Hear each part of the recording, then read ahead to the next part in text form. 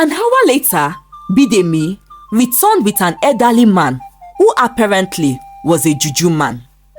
By then, half of Mayowa's body had already become a dog and only his neck and head was human.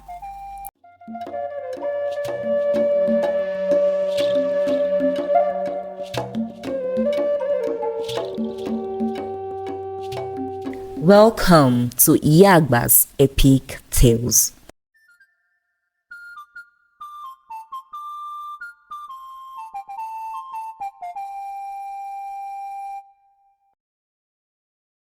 Once upon a time, in a little village called Bidemi, there lived a man named Chief Angelo. Chief Angelo was no ordinary chief. He was the Baale of the village, which means that he is the head of Bidemi village. Chief Angelo was a wealthy man. He had numerous farmlands and large yam barns in his big compound. He also has numerous domestic helps aside the many workers he had employed to work in his farmlands. But despite Chief Angelo's status, he was an unhappy man, and this is because he has no son. Chief Angelo has 3 wives. After marrying his first wife many years ago, he had went on to take a second wife when his first wife bore him 3 daughters and no sons. However, after 4 years with the second wife also, she bore him 3 daughters and no sons too. Chief Angelo married his third wife, but the third wife also gave him 2 daughters and no sons. Chief Angelo decided to accept his fate as he concluded that it is not in his destiny to have a son. But he was still unhappy and most times ignored his wives and daughters. Bidemi was a beautiful young girl in Bidemi village. Aside her so pretty face, she was also very tall and had beautiful legs. She was also blessed with a beautiful, well-defined waist and hips. Many young men sought for Bidemi's hand in marriage, but she rejected the young men. Her reason and response to her parents for rejecting this young man was that she is already in love with someone else and waiting for the person to come ask for her hand in marriage. Who is this mystery man? Her friends always ask her. Who is the young man? Tell him to come see us. Her parents have also requested. But Bidemi's mystery man was no young man, but one who is old enough to be a father. Bidemi, being a young girl with desires and eyes for wealth and material things, had secretly been crushing on Chief Angelo. As the wealthiest man in the village and also the head of the village, Bidemi concluded that Chief Angelo is the only man who can provide her with the kind of wealth and lifestyle she wants. And since the day this thought was born in her heart, she had desired to be Chief Angelo's wife and prays every day that he would notice her and ask her to be his wife. Moreover, despite his age, he is still a fine man and has good looks, she said in her heart. You have been telling us about this mystery man of yours whom you are in love with and who is coming to ask for your hand in marriage since 3 years ago now, Bidemi's parents said to her one evening. Is 3 years not enough for a man to put himself together and come ask for your hand in marriage? Bidemi's father asked. Bidemi knew that her parents were right to be concerned about her. But the problem was that Chief Angelo is yet to notice her, much more to come ask for her hand in marriage. I need to act fast and smart and get this chief to notice me before I end up an old unmarried maiden in my parents' house, Bidemi said to herself. Bidemi began going to Chief Angelo Owo's farm as she had come to observe the days he goes to inspect his farmlands. She would dress seductively, tying her wrapper very far above her knees to reveal her enticing thighs, or wear very short gowns that also revealed her thighs as she walked past his farm every day, slowly, and ensuring that he sees her while she walked past and she greeted aloud. And few weeks later, Bidemi succeeded as Chief Angelo Owo could not resist her. One evening, during one of their now constant meetings, Bidemi convinced Chief Angelo Owo to marry her, promising to bear him sons. My parents told me that when I was born, the diviner they had consulted told them that I would be a woman blessed with many strong sons, she said in her attempt to convince him. Well, we cannot say if it was what Bidemi said or if it was the sweetness of her young body that got Chief Angelo Owo deeply entangled. But one thing we know that he had also made up his mind to make her his wife that evening, and hearing what Bidemi had said to him gave him the urge to go ahead. Chief Angelo Owo married Bidemi, and a year later, Bidemi got pregnant and delivered a baby girl. Chief Angelo Owo was disappointed. Not another girl again, he said. He also began ignoring Bidemi. I won't let Chief ignore me like this and lose out as the most beloved wife and lose all of these wishes. I need to do something very quick, Bidemi said to herself one day. But what must I do? I do not make babies. I cannot produce babies, she thought to herself. Anyways, 2 years later, Bidemi took in and bore twin children this time around. She gave birth to a bouncing baby boy and a pretty baby girl. The boy was named Mayowa and the girl Morenike. Mayowa and Morenike grew up to be very fine things as they clocked 18 years. Chief Angelo Owo cherished his twins, especially Mayowa, because he was his only and long-desired son.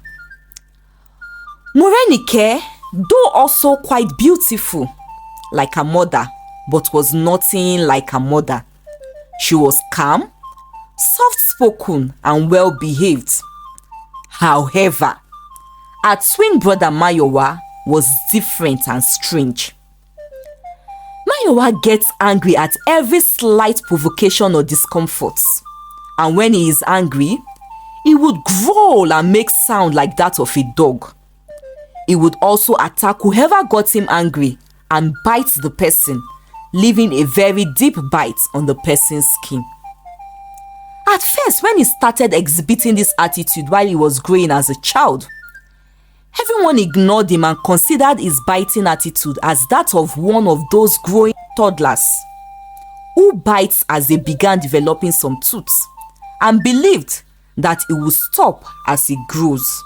But rather, it became worse and did not stop as Mayowa grew. This made some people, especially his peers, nicknamed him a dog. Another strange thing about Mayowa is that he loved to eat bones than he would eat normal food. Mayowa also did not spare his twin sister, as he bites her also if he feels provoked by any of her actions towards him.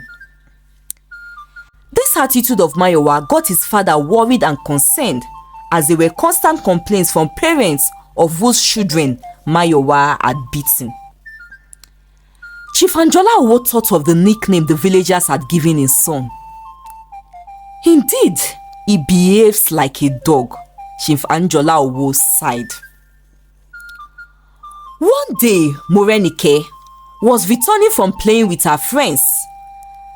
As she and a friend walked and returned home, they noticed a dog following them. "Shoo! Shoo!" they said, trying to chase the dog away, but the dog would not go. Morenike noticed that the dog was staring at her in particular. She was scared, as she had come to hate dogs because of her twin brother's attitude and the many bites she had gotten from him. Morenike walked as fast as her leg could carry her to her father's compound. The days that followed, Morenike was always seeing the dog. Whenever she stepped out of her father's compound, the dog was always there, staring at her as if it was trying to communicate something to her. One afternoon, Morenike confronted the dog. "Why are you always following me? What do you want from me?" she said, speaking to the dog as if she was expecting it to give her a reply. The dog moved closer to Morenike and crawled into her arms. Morenike was touched by its action. "Maybe it is a strayed, abandoned dog," she said. The weeks that followed, Morenike and the dog grew closer. The dog would jump happily and crawled into Morenike's arms immediately it sees her. And Morenike also grew fond of the dog and always brought food for it. Morenike decided to adopt the dog, so she spoke to her father and sought his permission. Chief Angelo granted his daughter permission, and so Morenike took the dog home. But that evening, when Mayowa came back, immediately he saw the dog. He growled and protested, asking his father to send the dog away. Chief Angelo was going to oblige since Mayowa was his dear son and he would do anything to make his son happy. But for the first time ever, Morenike stood up to her brother. "Why do you not want me to keep the dog?" she said. "Why does he get to do and have whatever he wants and I don't get to?" Morenike snapped. That evening, the two siblings dashed at each other and fought themselves. It took the intervention of the strong maidservants of Chief Angelo to separate them. But that was after Mayowa had badly beaten Morenike and scratched her face as other times. Bidemi, sensing tension, begged her daughter to let the dog go so that peace would reign. But it seems Morenike was determined to stand up to her brother this time around, and so she refused. "I will no longer allow him bully me again," she said. Early the next morning, while the whole compound was still and everyone was still asleep, suddenly there was a loud noise and a loud cry. Everyone rushed out and found Mayowa on the ground and close to the door's cage, groaning in pain. They tried to help him up, but that was when they noticed that his legs were no longer that of human, but had turned to that of an animal. "What happened? What kind of mystery is this?" everyone said as they all panicked. Bidemi fell to the ground and screamed. "Yeah, Egbami," she said and began crying, but stood up again almost immediately and ran out of the compound. An hour later, Bidemi returned with an elderly man who apparently was a juju man. By then, half of Mayowa's body had already become a dog and only his neck and head was human. He was left untouched but had been surrounded by everyone who lives in Chief Angela's large compound. "It is too late and nothing can be done anymore," the juju man said after taking a look at Mayowa. "I'm afraid you may have to just confess," he told Bidemi. Everyone stayed in shock. Confess? Confess to what? They asked. Well, they began to chant, confess, confess, urging Bidemi to confess. Bidemi confessed that when she was pregnant with the twins, she had gone to different medicine men and women to inquire as to the gender of the baby she was carrying. And all of them told her that she was carrying twin baby girls. But because she was desperate to bear a son for Chief Angelo, she begged that they change the gender of her babies to male for her. But all the medicine men told her that it was impossible until she met this particular juju man who asked her to buy a male dog, which they used it to swap the destiny and soul of one of her unborn twin to that of a male child. Further revelation from the juju man revealed that though they had made efforts to make the dog to become human and the human baby girl to look like a dog, their true and original nature remained the same. Apparently, that was why Mayowa's character, which he exhibited all these years, was that of a dog's attributes. On that morning, Mayowa had tried to kill the dog as he discovered that the dog that his sister had brought was the one which they had used to swap his destiny, and so he felt threatened. But while he hit the dog on its head that morning, the spell and magic broke, as what he had done was eat his own self, which was why he was now transforming back to a dog that he truly was. Everyone opened their mouths wide in shock. Morenike quickly dashed to the cage where she had kept her dog, but then the dog was no longer a dog, but she met a girl that looked exactly like her, which confirmed that it was actually her twin sister. What a mystery, everyone muttered. Mayowa completely transformed into a dog after a few hours.